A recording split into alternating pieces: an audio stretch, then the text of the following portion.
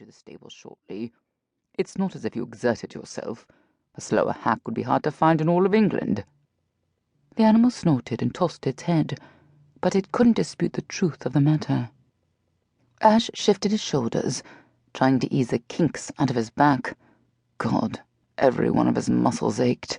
If only Inigo hadn't pulled up lame. No, it was just as well.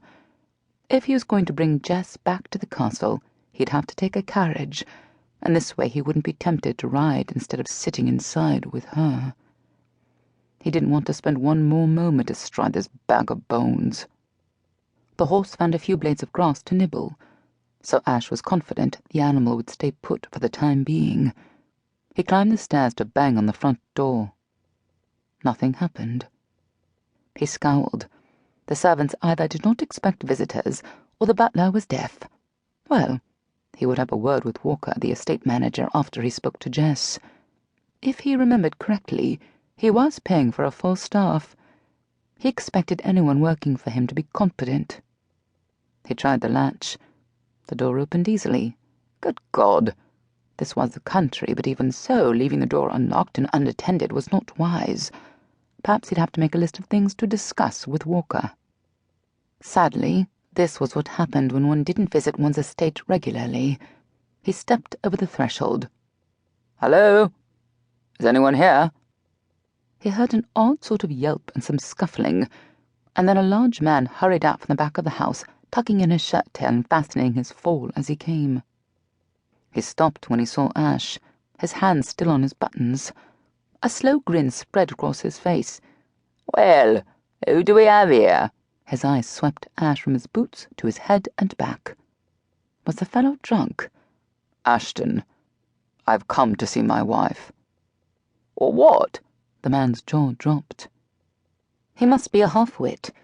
It would be just like Jess to insist Walker take on a man who wasn't employable elsewhere. She might lift her skirt for anything in breeches, but she did sincerely care about the less fortunate. Perhaps it was the artist in her. She saw people who were invisible to most everyone else, but she also gave little thought to her own safety. She'd very likely never considered how she'd be at this fellow's mercy if he became violent.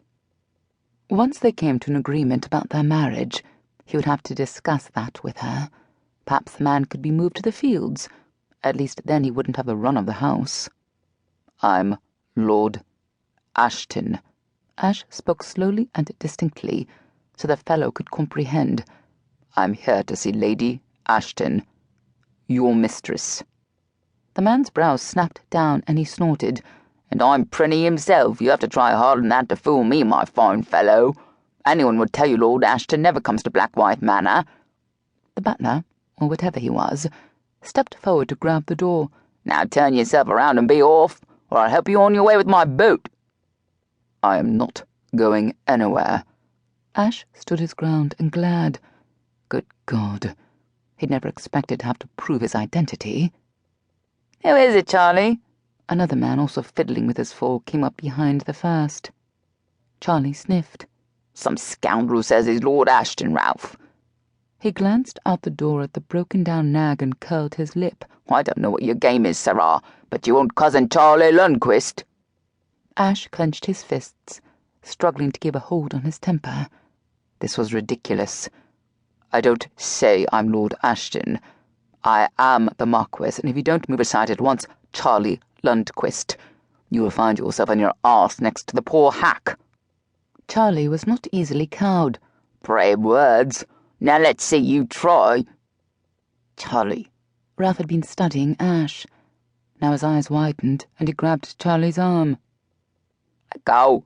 Charlie tried to shake him off, but Ralph hung on. "Charlie," he hissed. "He does look bloody like the painting in the library." Charlie paused and examined Ash more closely. "I—" "Look at his clothes. They're muddy, but they're quality." Charlie's eyes narrowed.